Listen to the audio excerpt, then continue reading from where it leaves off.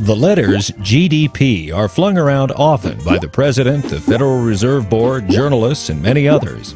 They stand for Gross Domestic Product, which represents the overall market value of all the goods and services a country produces. In a way, it's like a price tag on a country's output, and it measures the size of the economy. The price is determined with the following formula: C plus G plus I plus NX equals GDP, where C is the nation's private consumption or consumer spending, G is the sum of government spending, I is the sum of businesses' capital spending, and NX is the nation's total net exports, exports minus imports. GDP is an important number because it indicates whether a country's economy is growing and expanding or shrinking and contracting. It also gives important information about how the introduction of new products and services or the improvement of existing ones affect demand. This data helps to plan future product development and improvements. It also helps a country to stack its economy up against others in the world and determine whether it's growing at a comparable rate. While it's not a perfect science, GDP can also be used to get an estimate of a country's standard of living. The idea is that as a country's goods and services become more valuable globally,